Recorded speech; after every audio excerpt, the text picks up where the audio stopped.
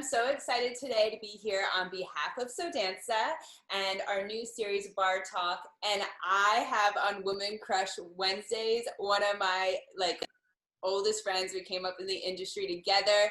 Jennifer Archibald in the house. Some people think she's scary, but she is not at all. Hi, Jennifer. I am not scary. It's serious sometimes. We gotta pull it together. Gesture on one. Okay.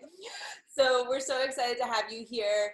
Só Dança is sponsoring us and sponsoring just kind of like a real talk series where we don't have to be so serious about dance all the time, but also, you know, some questions of people that I love in the industry that I get to just talk to and share with the world. And you are definitely one of those people.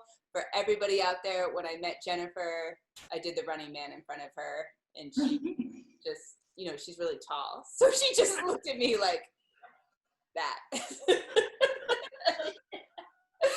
Okay, so thank you, welcome, you're here. So you're one of my superheroes in this life, and I always tell dancers that it's important to have somebody to keep you in check and for you to keep them in check, and I would say that you and I definitely do that for one another.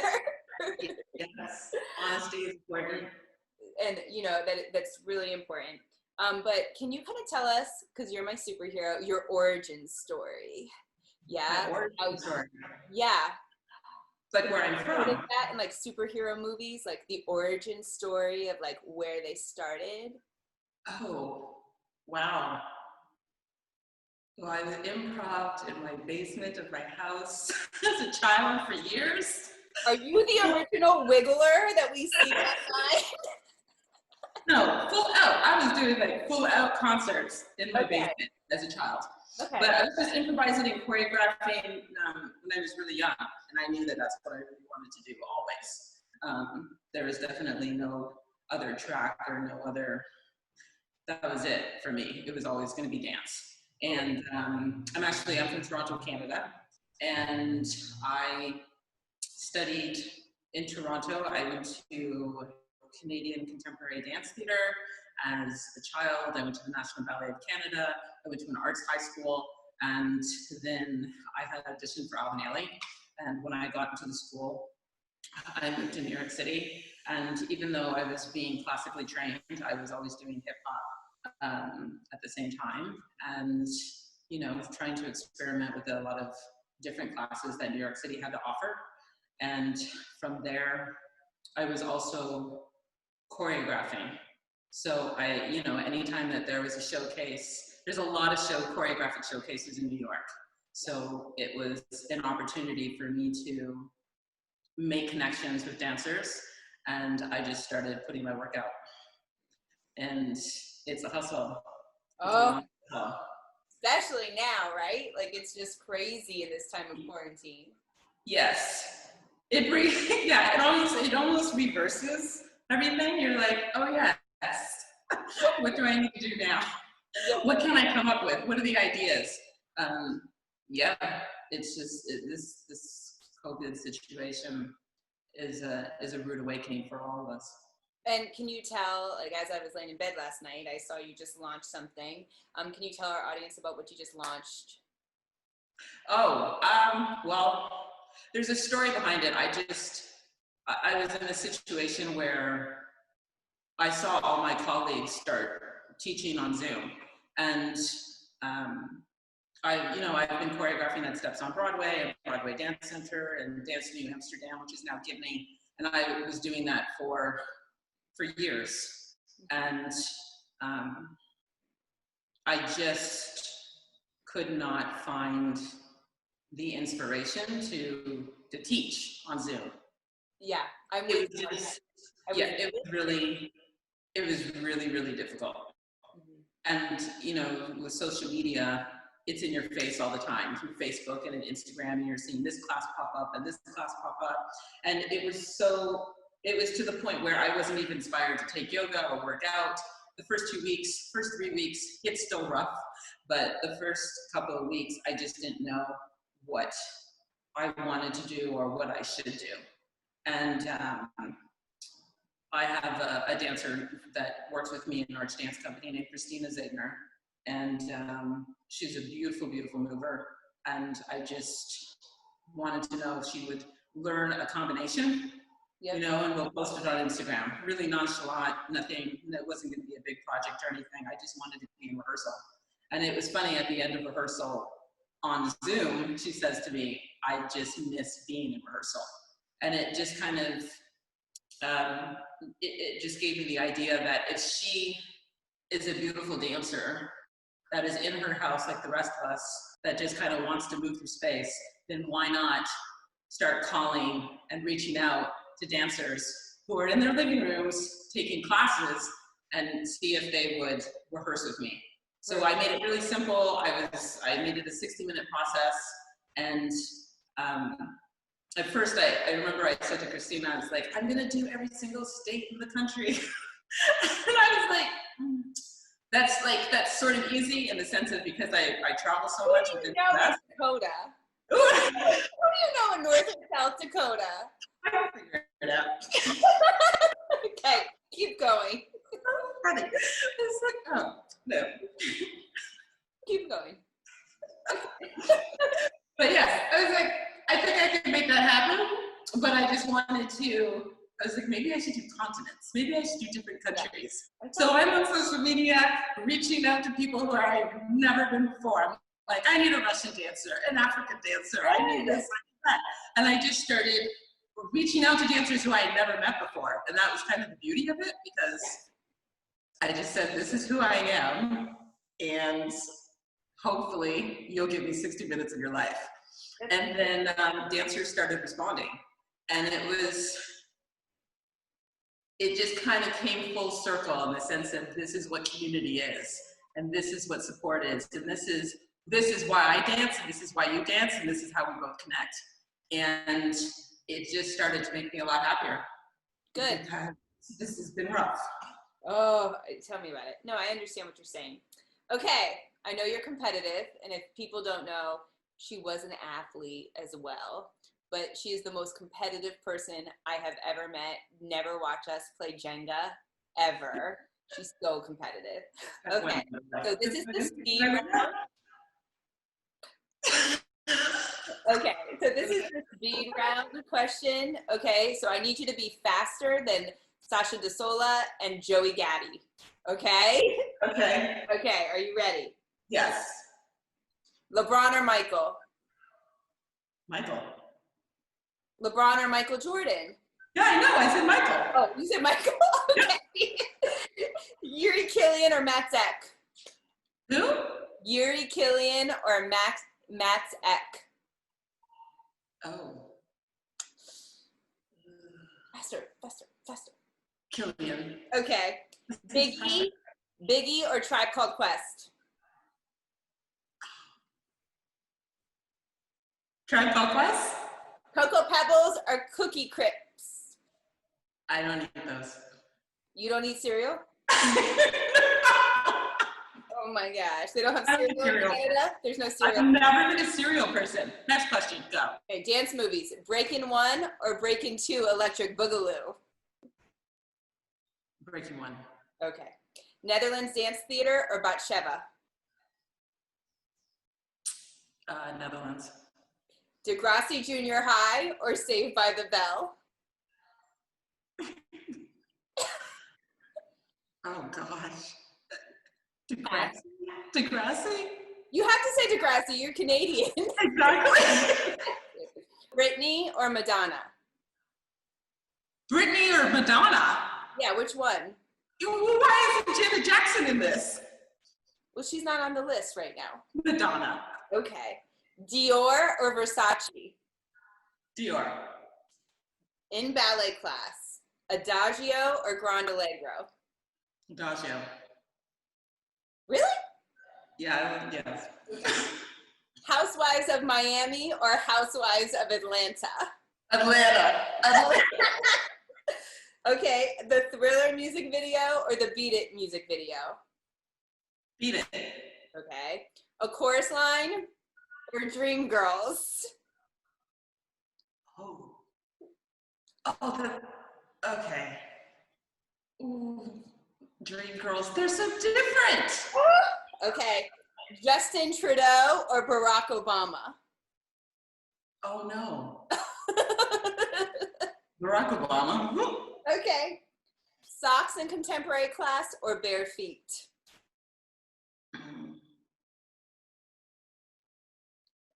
I'm stumping you. You are. This is gonna make some people very upset. Socks. Kendrick Lamar or Travis Scott? Kendrick Lamar. Okay, and Olafur Arnold or Max Richter? Oliver. Okay, done, you did it. I did. I think I stumped you. I think I stumped Jennifer Archibald. West Side Story or Courtside or Hamilton or something. I was Horrifying. So this is 10 questions in 10 minutes, okay? Here we go. What is the greatest challenge that you have faced as a female choreographer? I don't think it's specific to a female choreographer. I think it's just always a challenge to get on the roster. I don't think females in general are always at the forefront of the list. Mm-hmm. So I think that would be my response. I think the biggest challenge in this day and age is the fact that we have to specify female choreographer. Why? Because of the history of it. Yeah. We're fighting against history every day.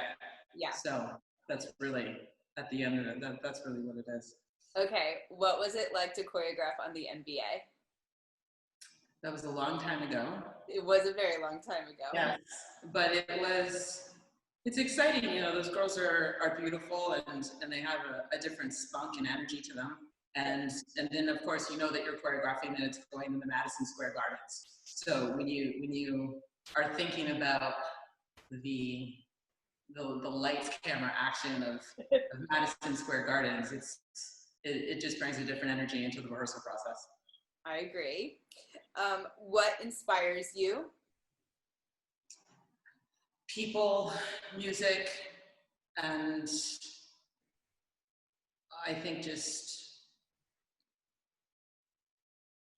you have to keep your eyes watching. You have to be really aware. So my acting teacher always used to tell us, see everything, keep your eyes open, take everything in, and things will begin to brew in your body. I agree. Okay, if you were not a dancer or a choreographer, what would you be? Friend to Maria Konrad. An editor of a magazine or a fashion choreographer or something. I'd be curating something to do with clothing, definitely keeping it in the arts, but my second love is fashion. Okay. What do you like to do that has nothing to do with dance? Outlet shopping? Didn't hear that. She said the word outlet shopping, which we used to work on a gig together in Florida, and I am too social. So she would text me on the break and she would say, we're leaving here at 5. We have an hour ride to the outlet malls. And then we would come back. Don't talk to anybody. Let's go. Meet me in the parking lot. Let's go. Out. My little legs were like, ready to meet you. Okay. What do you love about ballet and what do you dislike? Oh, wow. I love the beauty of ballet and I appreciate the tradition of it. And I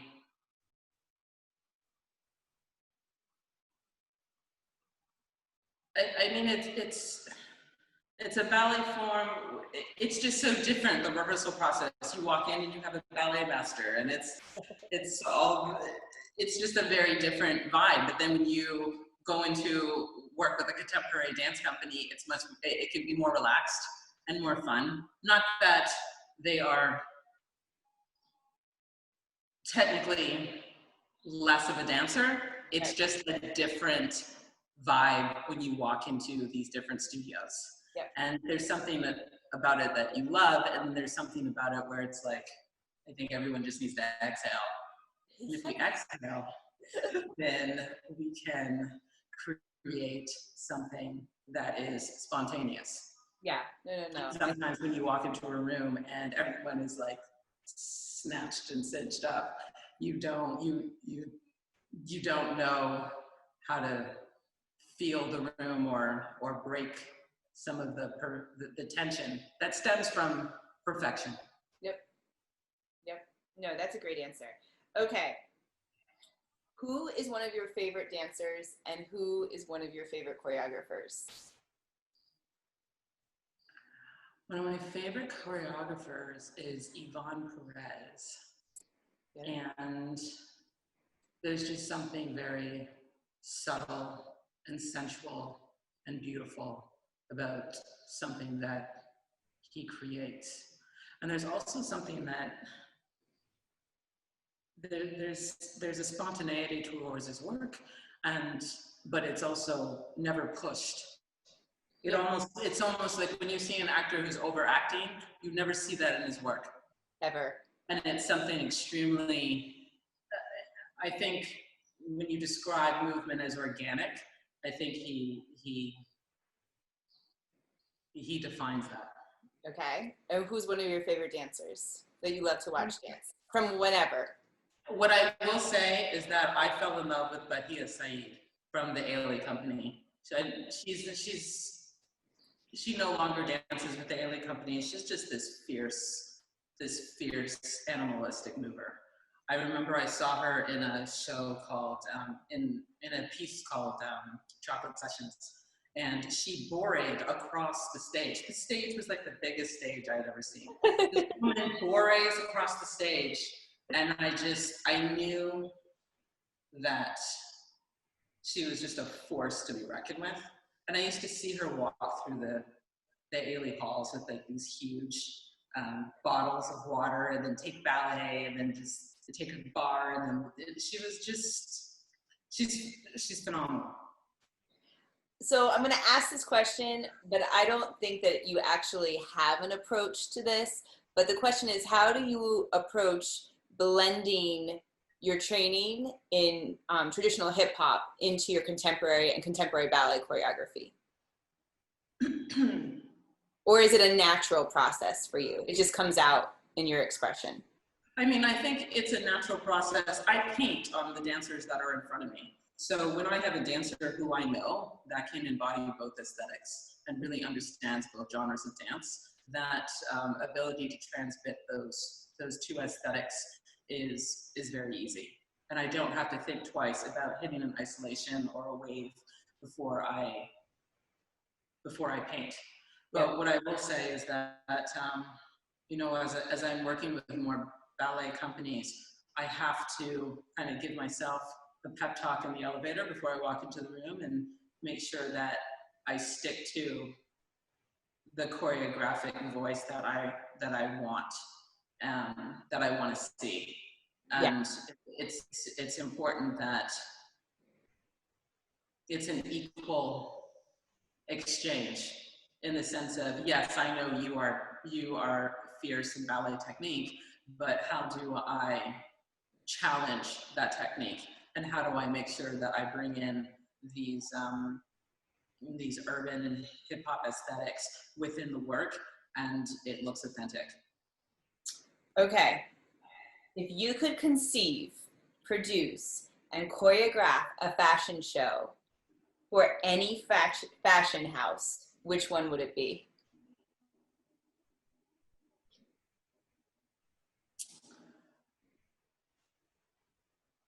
I have watched so many Alexander McQueen fashion shows.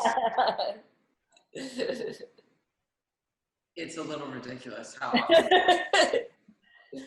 I watch them. Yeah, I'm a little addicted. They're inspiring. But I mean, you know, it's unfortunate that he's not with us anymore, but just, I know he's inspired so many young designers. And I love Helmy Lang, and I love Alexander Wong, and I just, I used to love Gwyneth Paltrow's lamb designs, and I think the beauty of design when it's urban and it's also classic is what I'm attracted to, because you can see the risk and you can also see the reward, the ferociousness and in your face. There's no apologies in their designs, and that's kind of how I want to choreograph. That's the type of artist that I try to be. So I just, yeah, I think it's definitely a dream. that's the thing that I learned most from you is you have no apologies about who you are as a human or what you want to see on the stage. And you have taught me that don't apologize, Maria, for being who you are. Like, you can be silly and spunky on stage. People want to see that too, you know? So thank you for that, Jennifer. Well. Okay. If you could eat anything in the world every single day and not have to put on a pair of leggings, what would you eat? Oh, what would I eat? And don't say the salmon recipe that I gave you. Like, pick something else. Like, I would eat pasta because you know I don't eat bread. I drive you nuts when we go to dinner. I don't eat bread. I don't eat carbs. I don't eat like anything. Right? You get so annoyed when we go to dinner. Okay. So what would you eat? I would eat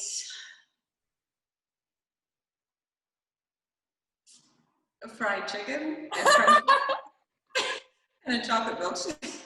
Ooh, a chocolate milkshake. Yes. All right. Okay, well, thank you so much, Jennifer, for being with us here today on Barre Talk, sponsored by Só Dança. And we're so happy to have you for our Women Crush Wednesday.